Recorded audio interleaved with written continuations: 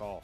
Into the draft, though, as we have to keep our focus, because this is our third Game 5 of the LPL split so far in that new format.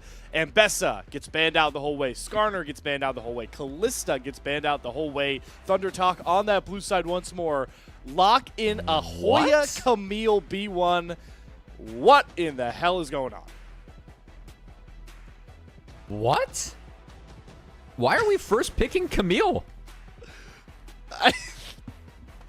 Watch. Camille support? That was a thing for... SeTab Camille? SeTab Camille. Beichuan Camille? Like, what is going on? Yo. Please give me the viewer. I mean, that would be crazy. All right, I mean, you know what, Cubby? At least there's this, right? We've had Maokai Poppy. We've had Ornn versus, I'm blanking on it. Ornn Gnar. We've had like a Cassante match. Now we're just brawling the top side. All right, we're at least having fun there. We'll say we'll love a magic damage jungler going into Aatrox plus Wukong. Wukong, of course, gets a lot of armor from his passive. And I think something like a Brand is actually okay here if you want to play it. As 1x10 actually gets his hands on Kai'Sa. Keep in mind, a lot of ADs are gone off the table. So Kai'Sa definitely goes up in value this game. That said, Xayah's still on the board. And I think BLG, if they lock in the Xayah, are actually still really far ahead in this draft. Xayah having the ability to press R up against Camille plus Nautilus. Yes, Camille can lock you down in the cage. You can really stall that time. That can be really important. Of course, depth charge, you can't fire for free now. So I think that like we're already pretty far ahead as BLG because Feather doesn't exactly want to target Elk with these Rs. And also Elk should have a decently winning matchup against Kai'Sa early on. So early pressure for BLG showing in draft. I think they've completely neutralized Feather's No Yasuo for SeTab? Yo, They did the homework. They did their homework. All right, so we don't get the second Blade Bro from SeTab. No, but I'm with you. I mean, this Nautilus is completely neutralized. Even with the Wukong, right? Like, you got to be careful with your dredge lines. If Wei times this perfectly, you're just grabbing the Trickster.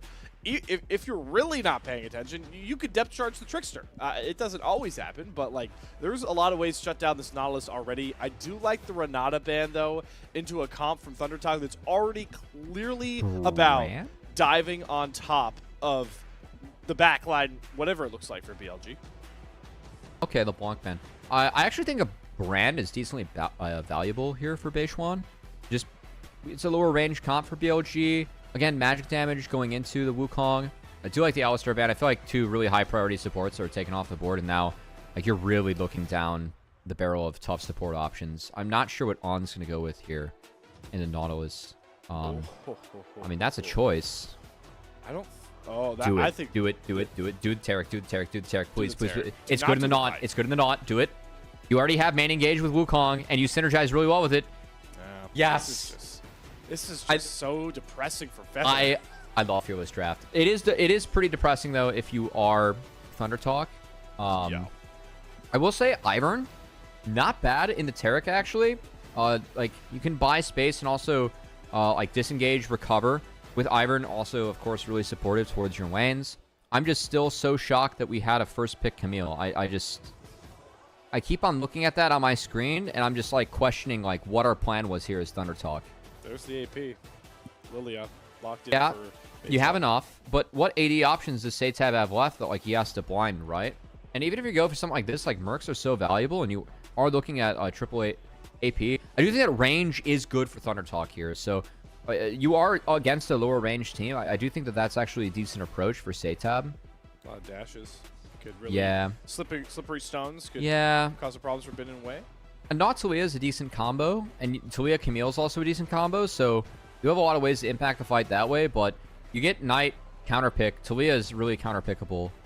I would actually really like Cinder this game just because I feel like you're really vulnerable to pick as Lilia.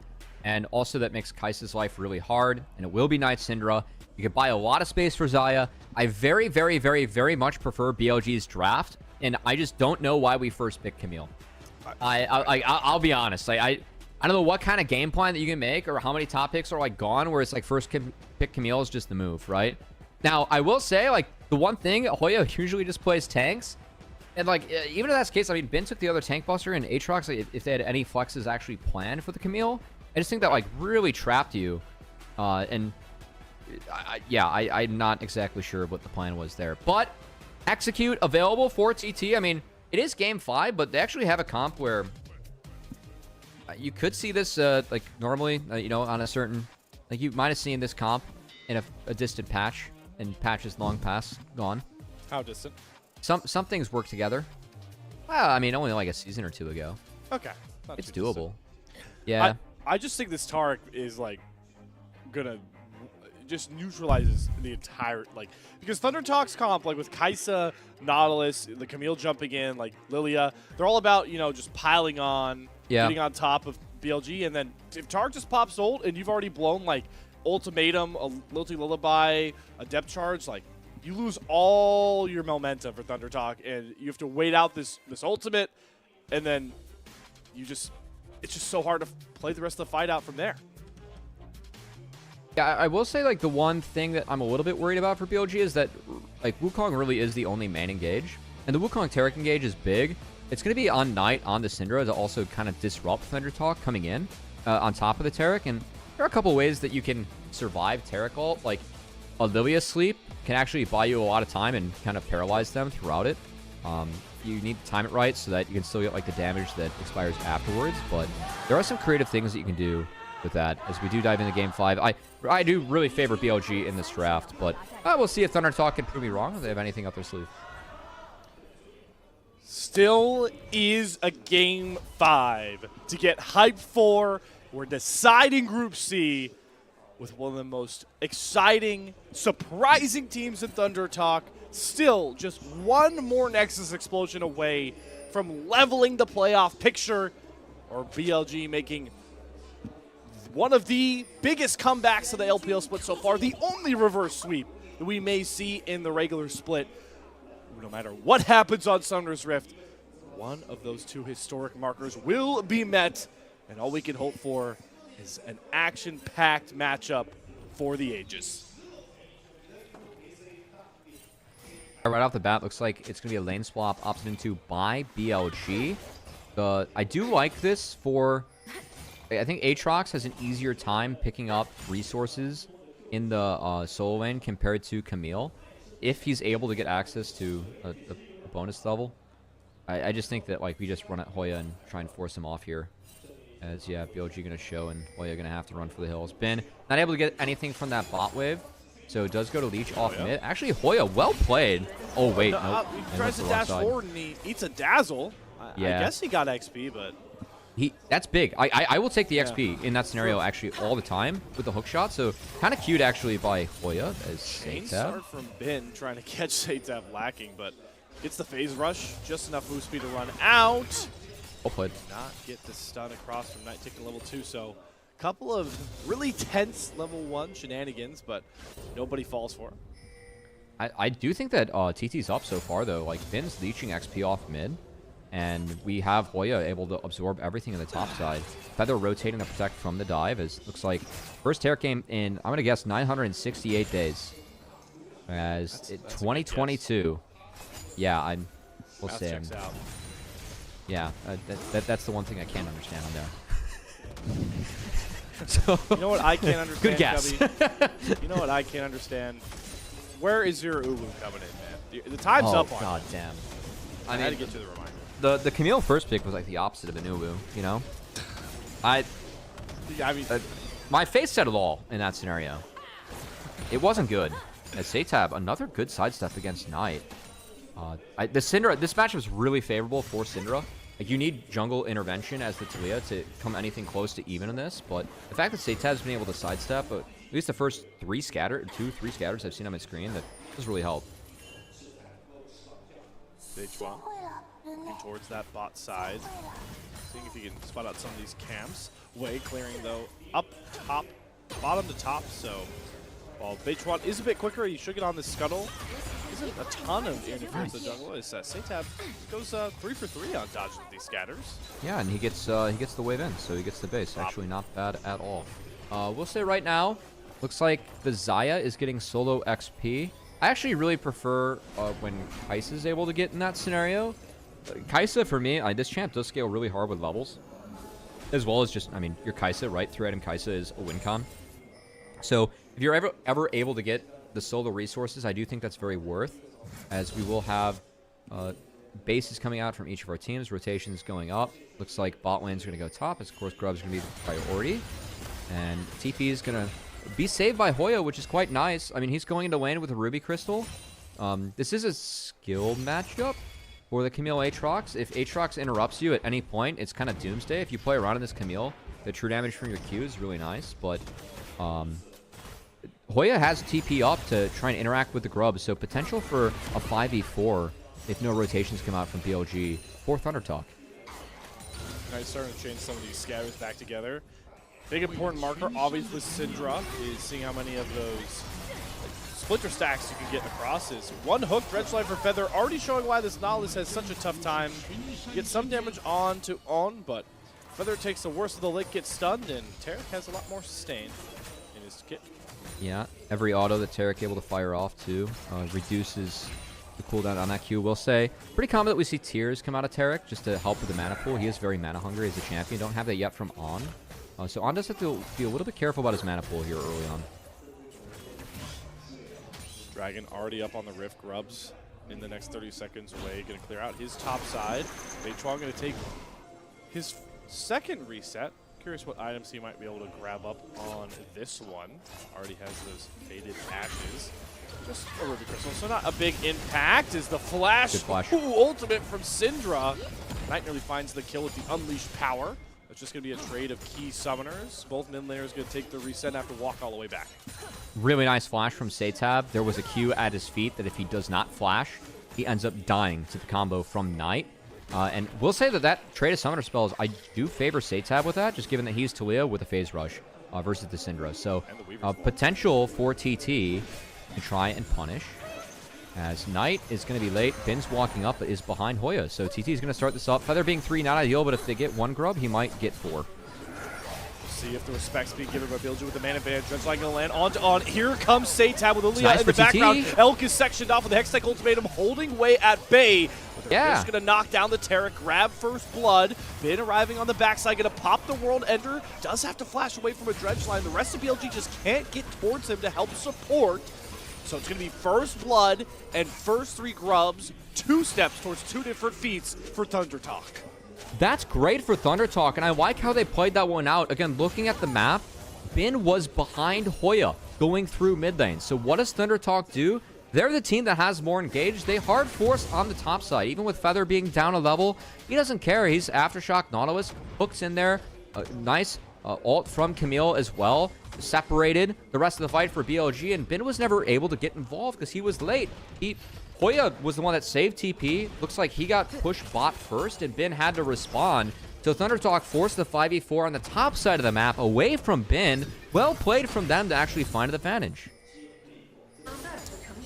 Grub pit has been where BLG has made some of their biggest mistakes. If we remember, a lot of games have been game decided. Number 1, a lot of games have been decided. First Grubs decided 2 games in the series for sure. Maybe 3.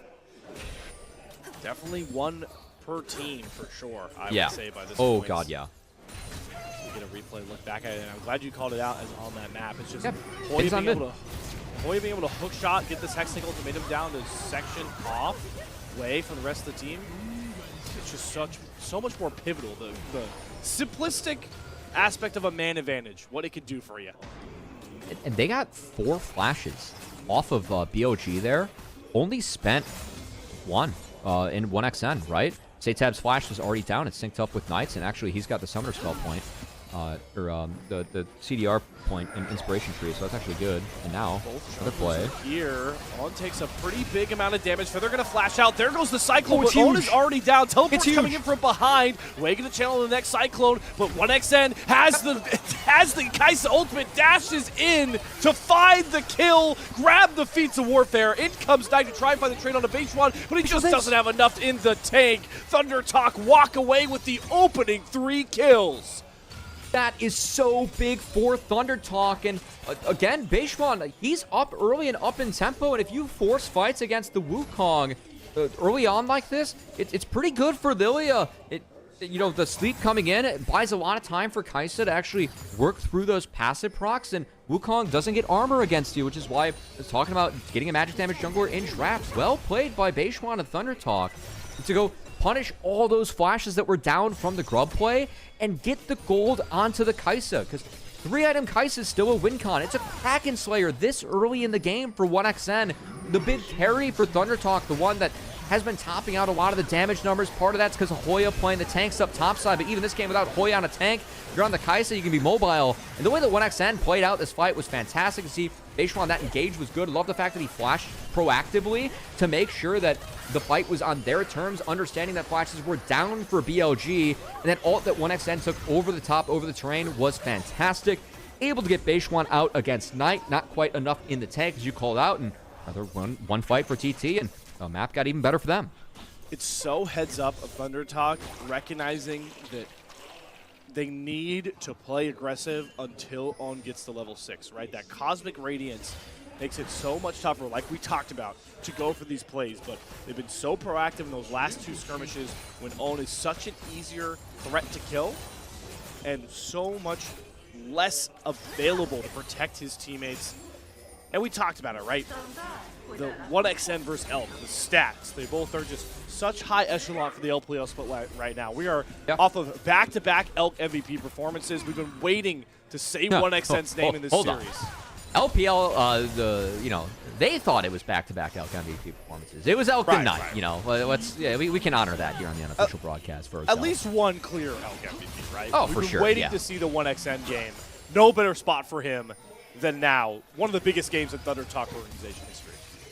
Yeah, again, a team that has only won 3 best-of-5s in their history. Their best finish was Spring 23. They took 8th overall. A win here gets them top 8 already in the takedown. The 2-time defending champion BLG, and what would be the biggest upset of the season so far would be huge, but SeTab flashes away. Yeah, SeTab gets away from Wei. Here comes the Cosmic Radiance. ThunderTalk can wait this out. They haven't committed any key ultimates. They've got Wei just completely sectioned off. Hextech Ultimatum, they burn through Wei's health bar. The sleep lands onto Bin. He pops the World Ender, but he's in the face of the might of 1xN. 3 more kills for ThunderTalk as they've re-woken up in this series when they needed to most. This game's looking like it's all ThunderTalk. The scaling for me is very much in their favor outside of the Syndra Taric, and I think they have ways to deal with the Taric. You can see there ThunderTalk being disciplined about their engage. Good call, Slayer. They waited out the Cosmic Radiance as it came down early. The combo from Hoya onto SeTab doesn't connect. SeTab able to get out. This Cosmic Radiance was dropped so early in the fight. Nothing was prompting him to drop Cosmic Radiance besides, yeah, Wei was going down. Hey, he overextended for that engage going on the SeTab who had flash up. You got members that have no flash like Beichuan, but that wasn't where they decided to engage, so they go on to SeTab. He gets out of that scenario. ThunderTalk take another big win and are 1 dragon away from securing feats for themselves. Meanwhile, oh my God, On's health bar. It's just that Kraken Slayer, like you pointed out, it just burns through this Taric that isn't tanky enough yet. They grab 2 plates, and BLG are back on the ropes, down 3.5k gold, and like you called out, feats of strength would secure such a huge gold lead, and ThunderTalk have already shown how to play against this comp that I was worried about from draft. Yeah, I mean, I was a little bit worried because Hoya was just on Camille, like not exactly a Hoya B1 champ. Camille, by the way, if you missed it. Yeah, there are more ways to go for ThunderTalk than for BLG. It's really on Hoya, someone that has not had a good day today, right? Like even the last game, Wei did not play well on the Lee Sin. Like he overextended and made a couple plays that were kind of oopsies. Like he is the only engage this game. There's a lot of onus on him to make plays. It's not been the day for Wei. And that engage was not good. I mean, you got to go on someone that's flashless. You're the only go button that you really have on the team unless Cinder is going to catch someone with a scatter. So you use that early, you burn the Cosmic Radiance early as on, it makes it really easy for TT with all the go buttons they have. I mean, they got 3 or 4 like champs that can go and Kai'Sa over the top, right? It's really tough for BLG to deal with. Their first engage isn't sound. That one was far from sound from Wei. So BLG going to have to dig deep and step up and find some things soon, or else they're going to be in tough shape this game. Again, staring down the barrel of this 1xN Kai'Sa that is so far ahead of the curve of the game. Gonna catch what I said on that reset, but Hoya's B1 Camille in a fight against Bin, and 1Q2 might secure him the solo kill. Giga Bin goes down to Hoya's Camille. Where were you when Hoya was outplaying Bin in the best of 5? What is going on today? I mean, Hoya Camille, the first pick. This guy, he's been on tank duty, slams this pick into Bin. I don't know if that's worth an uwu, but it's worth a Giga Chad for sure, as Hoya taking it to Giga Bin in the top side. And everything's coming up TT in this game 5, a game where it felt like, you know, the series was flipping back. TT got the first 2 games. They didn't have a ton of momentum in the last 2, but every play has come up TT in this one. As you asked the question, is this young team ready to dig deep and deal with the pressure of going up against BLG? Well, they look like they're playing with house money here as they try and do something great. There are few teams that can claim they've bested BLG. Even fewer teams that can claim they've bested them in a best of 5. I mean, again, Knight hasn't lost an LPL best of 5 since 2022. BLG didn't lose an LPL best of 5 all of last year. And of all the teams they're going to drop to, it's going to be ThunderTalk, who's never placed, like their average place in the LPL was 12th. That's crazy. Still, the job certainly not finished yet, but 7-0. It's a tough game for BLG. It's really hard to play out of this. Yeah. They really have to rely on those timings. You can still catch ThunderTalk overextending for kills with this Taric, but the point you keep hitting home, right? This Wukong is just not going to be tanky enough to survive ever going for these Cyclones, and at least at this current point, all 5 flashes are up for ThunderTalk as they look to hunt down Bin, who uses the World Ender just for a speed up. He's forced off this turret. That should be first turret claimed, and the feat secured for ThunderTalk. As Bin, like it dove here, eats a lilting lullaby. Gonna hit the dredge light over top, and they grab the kill as well. They've got grubs. They're gonna take a tier 2 alongside it. I love this. I've actually been so salty that LTA North teams have not been overloading with 6 grubs or like grub advantage, and TT just did so perfectly in this game. They got mid-prio, shifted the Talia Nautilus up, played his 4, mowed down 2 turrets with the 6 grubs, got the free kill onto Bin. Now SeTab use that Weaver's Wall to cheat some tempo, get on out of there, and guess what? Because they tried to respond to SeTab on the top side, that bought TT some time to reset, and they're pretty much out of the map first again, so they get to keep their tempo up. Some of the good fundamentals we talked about earlier in the day, like TT, they took down EDG and LNG, 2 teams that were pretty weak looking back, right? But it's not like TT, you know, won those games off of just AFKing one of those teams into them. They were proactively making good plays off of Beichuan and Feather syncing up, and SeTab being the hero of this team. And again, in this game, like we've seen TT play with good direction for the majority of the day. I think the last 2 games were a little bit flubs, a little bit harder drafts to play out, but this draft, they have more go buttons. They're using them really well in this one. ThunderTalk have established their identity and are solidifying it in stone right now in this BLG matchup. I'm glad you still point out so eloquently, Cubby.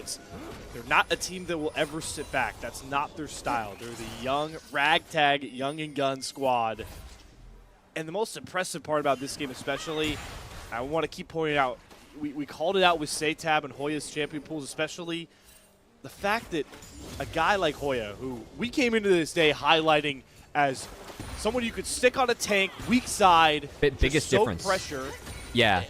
And now he's doing this on a Camille pick in a game 5. Against Bin. Against Bin. Yeah. Arguably the best top laner in the world right now. I mean, again, coming into the day, I was like, the biggest matchup difference is Hoya versus Bin in the top side. And Hoya's going to play a different style, play his own style. But yeah, playing the Camille into Bin, first picking it in game 5, Fearless, right? And being able to do this, that's crazy. No one had that on their bingo card today for Hoya. So Hoya definitely earned some respect from me, as he's had a monster day here in the LPL. And I mean, the unkillable Ornn game 2, like that was such a good pick in that draft. That was a great read from Hoya and TT. And of course, B1 Camille, I mean, you got to have some cojones to throw that one down, especially into Bin.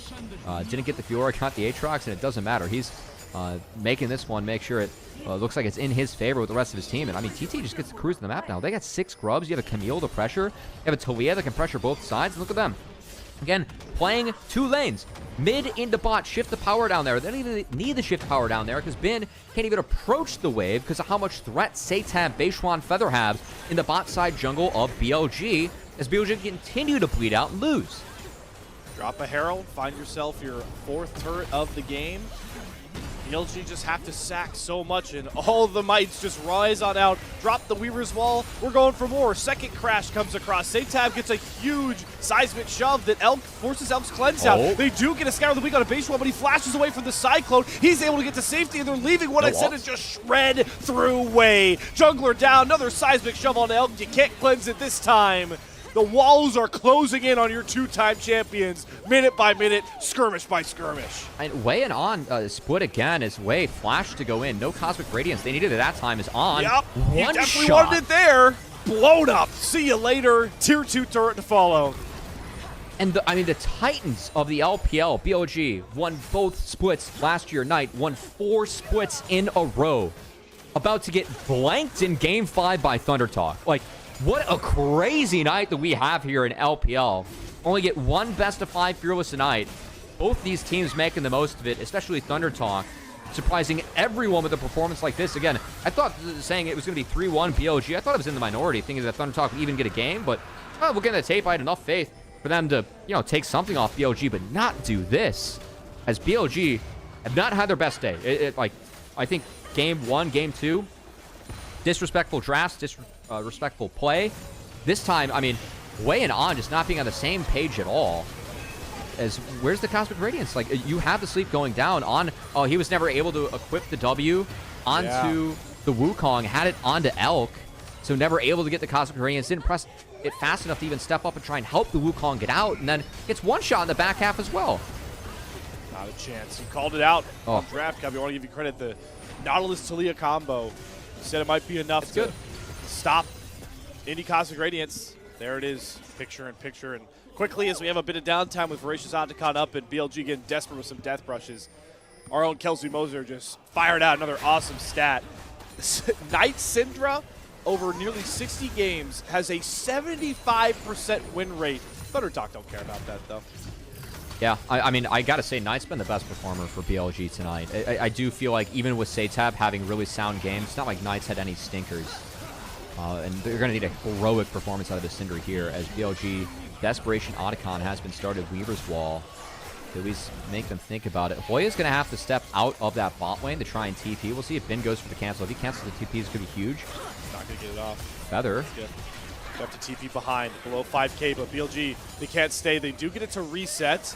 But TT don't need to do anything here. They just need to kind of play for chip damage and chunks. I actually think this formation is not the best for them. They kind of need to go. Knight can really threaten here. Trying to set up flanks. On gets 1xN's flash out, but he's going to get blown up before the Cosmic Radiance can come down. 1xN finds the first kill. Bin's being heralded by Hoya, just cannot get to the rest of TT. Dredgeline going to land. The Blade Caller is going to burn through Feather's health bar. In goes Wei on to Beichuan, but he goes into the stasis. Big scatter of the week, but there's just not enough in the tank for BLG. Voracious Otacon down in the name of ThunderTalk. Elk and Knight cornered. Be damned, your 75% win rate. 4 kills. Beichuan looking for the 5th. There it is. Ace ThunderTalk in the do or die Game 5. ThunderTalk, they're going to end the day how it started. A dominating win over BLG in this Game 5. As On having a bit of an off performance here. As the E-Flash was sidestepped by Feather on the Nautilus. And On just got smoked after that. As this Tarek pick, it's not been piloted well by On this game. Look at this. This blue suede shoes from Feather. 1xN even pops the cleanse. Didn't even need it. And then On goes down. Absolutely smoked. Bin actually played this part of the fight rather well. He was able to distract too. And as Feather went up, Elk did go up in the air, able to rip people down. But after this, Beichuan, really nice Seekers there to make sure that he got out of the combo from Knight and was able to survive to make sure the Otacon and the buff went over to his team as the carries of BLG are routed. And BLG going to be routed, going to be the 2nd seed likely out of this group. I don't see any way how TT dropped this. It's the TT victory tour up against BLG here tonight. The unthinkable is reality. It's hard to even soak in by this point. And one of the most mind-boggling points about it, Cubby, this is the most dominating ThunderTalk win right now. And they were pretty dominant in games 1 and 2 at points. I mean, I thought game one, game one, they absolutely smoked them. It's looking like shades of game one as well. Game two, they just had a better comp, like outscaled, even if BLG did a thing or two. But man, I mean, TT, what a day. I don't know even who I'd name the player of the series. I think I'd have to, like, it's got to be SeTab or Beichuan. Yeah. As I actually think Beichuan's been really, really sound today too, but could be way as well. Is this the knockout blow? SeTab gets knocked off his Weaver's wall. They don't get to on who they're targeting, so. They're so far behind. Beichuan's level 16. That's 3 levels up on everyone for BLG, and 1xN still has a level on Knight. Like that's just how far ahead TTR. There's no way that this game gets lost. I don't see any angle that BLG comes back from this one. And, I mean, this is so far from the expectation that I had coming into the night. And the way that ThunderTalk has played, like, this is a team that really, I feel like, you kind of called it out, has somewhat of an identity. And outside of, like, a couple drafts, like, bad grubs fights, and BLG, like, really disrespecting them, it's been very one-sided. Here we go. Beichuan looking for that killer blow. On gets the sleep. Elk slowed up. Scout of the week from Knight is big on the back line, but nobody else from BLG can really get to those carries. Way off to the side, trying to swing in with a seismic shove onto Bin. Knocks him down. Sends him to the gray screen. Dredge line onto Way. That's not the Trickster. That's the Wukong. In goes Hoya. In goes 1xN. They find the next 4 kills with the grubs. They can go for it. They can do it. ThunderTalk talk their talk against LNG. Thunder stomped their way through EDG, but they just Thunder cemented themselves with one of the biggest upsets over your 2-time champions, your Group C #1 seed, ThunderTalk. I cannot believe what we saw tonight with ThunderTalk putting up scoreboards against BLG that no one would have dreamed they were able to do coming into the day. Great play from the entire team. I thought Beichuan and SeTab were fantastic.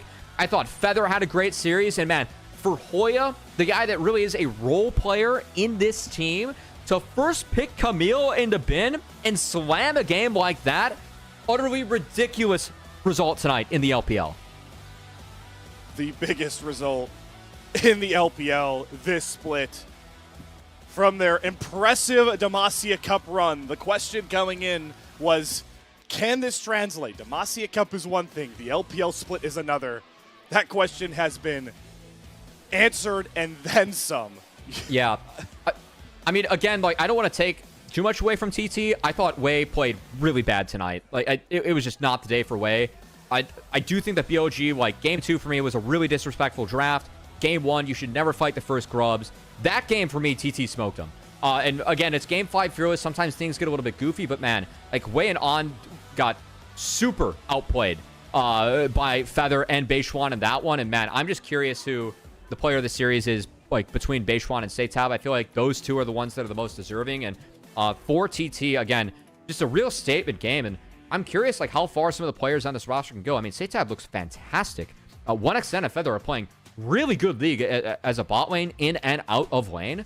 So, yeah, I mean, curious now. They are a top seed. I feel like they're the team that you want to draw if you are a top seed in the LPL still. I don't think the ThunderTalk are that good, but still, I mean, what a day from them, and what a surprise for us here on the LPL, and what a treat of a series just to have TT show up and play like that. And they just continue to evolve in front of my. We talked about it at points of this game, right? But I'm gonna re-harp on it. Like, we saw.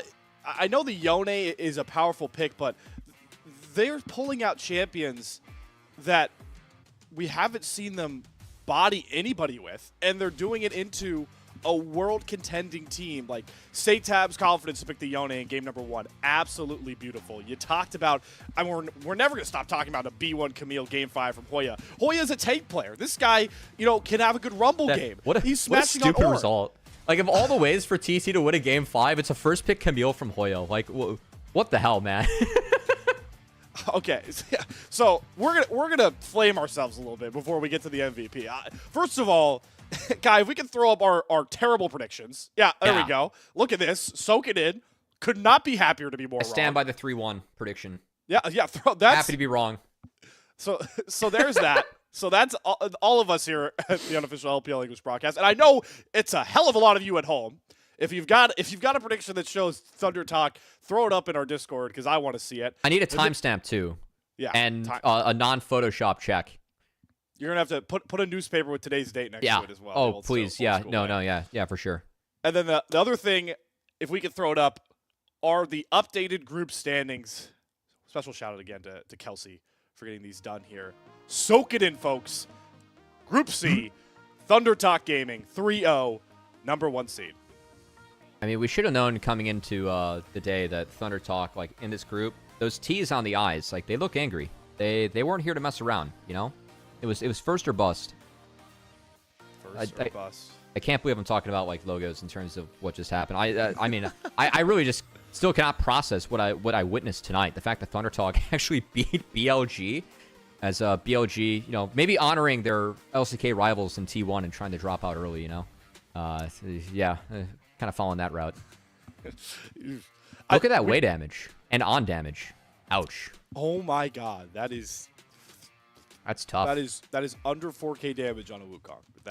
That's tough. Wow, that is rough. BLG fans, yeah. Look away. I mean, I do want to shout out one particular person. We're getting word that fellow Leo out there, Leo the Chosen in Discord, had a 3-0 TT prediction. They were close to nearly nailing. This guy gets to shit post like the way he does on Twitter and then gets predictions right as the LTA North stat guy? Are you kidding me? That's our stat goat. Oh, man. That is... Dude, it's like the Josh Allen meme where it's like, you know, oh, look at me, I'm Josh Allen, I'm MVP, I run the city, and like I'm engaged to Haley Steinfeld. Like, that's Liam here. It's like, oh, look at me, I get to win Tier 2 Riot Rumble, I'm the LTA North stat guy, and I get to predict TT 3-0 over BLG and actually be right and TT win. And nearly perfectly nail it as well. Oh, my God. Okay. Damn. Well, we're looking back through these highlights. We could soak it all in one more time, but like we've said, all these plays, so here's what I want to say, Cubby. I'm sorry to mix my words up with the excitement. As impressive as a 3-0 would have been, right? I feel like you could see people write it off as, you know, BLG just were completely out of sync, right? The 3-0 happens. Am I crazy to say that I think it's more impressive that this is the Game 5 we get from ThunderTalk after just getting slapped by the BLG form we expected than them 3-0ing? It was pretty satisfying because I do feel like BLG put together some okay maps. At least like games 3 and 4. So it is kind of nice to see like TT come bounce back. I sometimes like feel this you could just get goofy drafts or goofy games. I just didn't like what BLG had in this game.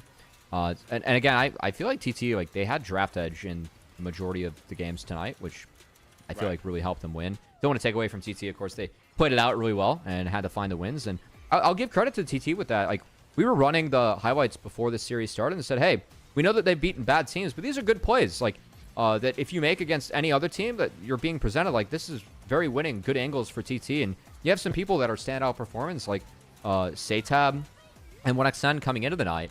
And then when you get other people like Feather and Beichuan, who I thought had a fantastic series tonight, and Hoya, who really was a playmaker. This guy had a better best of 5 going up against Bin than Bin did. Like, that's ridiculous, you know? Everything just came together for TT. He beat Bin Nar with Orb. He slapped Yeah, Bin I Nar mean, with Orb. If you're playing Nar, Akali, and Poke Varus into Ornn, then you better lose. It's an illegal draft of that champion, so yeah. But yeah, I mean, BLG, they did not respect TT in the first couple games, and they got slapped for it in the end. Picking a MVP here for this game is a little bit of a conversation. If we're going off the logic of the last MVP, then I think it'll end up being 1xN. I also don't hate giving it to 1xN. I think whenever you can play Kai'Sa this well, it's like one of the flashiest fun picks. But Beichuan, it might have to be a Kai'Sa angle. Or I think Beichuan actually. I saw Beichuan was going to win, and they had like a lower third that had all the percentages. So I think Beichuan was the favorite. If they do give it to 1xN, though, I wouldn't hate it. I thought it was pretty clean in the Kai'Sa, even if that game was made pretty easy by the likes of Wei and On, not just his teammates who played well. weighing on. Yeah, at least if they give it a 1xn, ran right? it. Like, it's not just like I got fed 4 turret plates at the beginning of the game and Yeah. sat behind a Maokai that was unkillable, right? Yeah. So, I kind of had to, True. like, ult You're across picking up the what I'm face. laying down with the Yeah. sarcasm and anger. I appreciate that. Anyway. We'll see where the MVP lies, nonetheless. I'm with you, though, across the entire series. I think if it had been, you know, a gentleman's sweep, a 3-0 somehow for ThunderTalk, I would have given it to SeTab. But I'm on the Beichuan train. This guy is the motor of this ThunderTalk team. You don't get the flashy plays from SeTab and 1xn without Beichuan and Feather, who was a little shaky in some of those other games. Here's the MVP, though. They do give it to Beichuan. That Lilia was supreme. So our series MVP grabs his 4th MVP of the LPL split, by the way. So 2 series with back-to-back, 2 series with double MVP polls. Yeah. Last 2 series wins for TT. I mean, I do think that SeTab was the MVP of the series for me. Which I think is a big compliment to SeTab, because for me, the best performer on BLG was Knight. And SeTab was able to contest and make his own plays. I thought both mids actually played really well. As before we hop out, just a reminder for how impressive this win was, looking at TT as an org. Like, this is crazy, right? They have only made, or that was their 4th best-of-5 win in the LPL. Just so happened it was over, you know, BLG. That's pretty ballistic.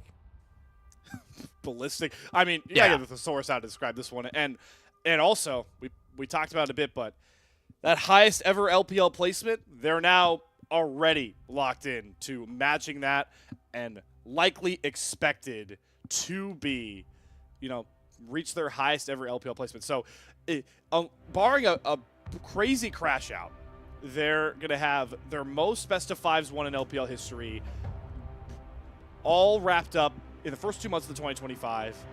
And in the first 2 to 3 months of 2025, they're also likely in their best position ever to knock down their highest ever LPL placement. ThunderTalk are the team to talk about in the LPL. Obviously, you're going to talk about BLG still. You know, AL is a very fun team in Group A, JDG grabbing #1 seed in Group B, but nobody is surprising the LPL community like this organization is.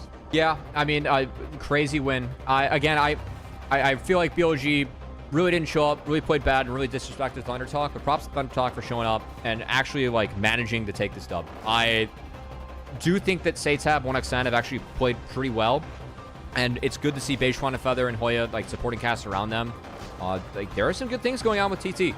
So I don't know how far they're going to go in playoffs. This could be a team where they lose the next 2 best-of-5s and no one's too shocked. But good to see them in this format. I think that they've actually really been creative with how they've used Hoya's champ pool. And again, I think that later on in the series, I like the fact that BLG Game 4, tank top, Enchantress support. I think that a lot of teams in this format need to be prepping strategies where you are playing an Enchantress support with a tank top, because there are not enough engaged supports to go around. So I do think that TT's been really on top of that, and I'll give him credit for that with using Hoya in his pool. And yeah, I thought that even like coming into the day, me being like, hey, I think Hoya is the weakest member, and you're going up against Bin, they still found a way to take down Bin and BLG in a best-of-5, which is, again, just absolutely crazy. So fun night at LPL, Slayer. I'm glad that I could join you for this one. One of the most memorable nights. Yeah, it's crazy. I think I might say in my casting career on the LPL. But as the most competitive league in the world is, we just keep rolling out best-of-5. So we'll throw up the schedule graphic one more time so you guys can soak in what the rest of the regular split looks like. Hope you have a fun Valentine's Day with love from ThunderTalk. The next day, though, our matchup in Group D, IG taking on FPX, and that will be Rude Dude and Yanni taking you through on the cast on that one. And then I will be back with Ulk the very next day to wrap out the regular split with Cubby's favorite team to watch. Maybe usurped by ThunderTalk after today, but we'll have a discussion about that. LGD versus Top Esports to round out the LPL split. LGD is still my favorite. I really like how XQW's been playing in support. I think he got LPL Player of the Week in Week 1, which is pretty impressive for being on LGD, just with how well he played. And then their solo lanes as well, actually pretty good. Climber. Yeah. Fun jungle prospect. Yeah, it's actually pretty exciting. So anyway, That's a fun day. Before we go, though, do have a couple more shout-outs to give. Coffee supporters. Shout out to Aaron Suporis specifically, as their financial contribution helps us level up our broadcast and pay all the hardworking people that we have, not just on camera, but especially behind camera, to help bring this product to you. A lot of time and sweat goes into actually building this one up. So if you guys want to help support the English LPL product every day, please subscribe to our coffee, as that really does help us fund the broadcast and support some of the people that are putting a ton of time and effort into bringing this broadcast to you. It's been really cool to see the reach that we've had so far, and just to have the opportunity to cover Tier 1 League and bring you series like this, which should be brought to the masses, is one of the teams that literally in Game 5 World Finals just got smoked by a team that just won their 4th best of 5 all-time in LPL history. So that's pretty crazy tonight. We're only 2 months in to the LPL in 2025, and we already had this much chaos. It's been an absolute blast, folks, but for all of us here on the production side, it is 5:30 in the morning. So that will officially do it tonight here. Big shout out to you, Cubby. Absolute blast. I had fun, man. Said. Yeah. Had an absolute blast. Big shout out to Kai, our awesome producer behind the scenes, and the Kelsey Moser that was running socials the entire night. From our entire crew here at the unofficial LPL English broadcast, thank you for tuning in to one of the biggest upsets of the LPL split so far. Until next time, we'll see you IG versus FPX tomorrow. Take care and enjoy as the LPL regular season split comes to a close.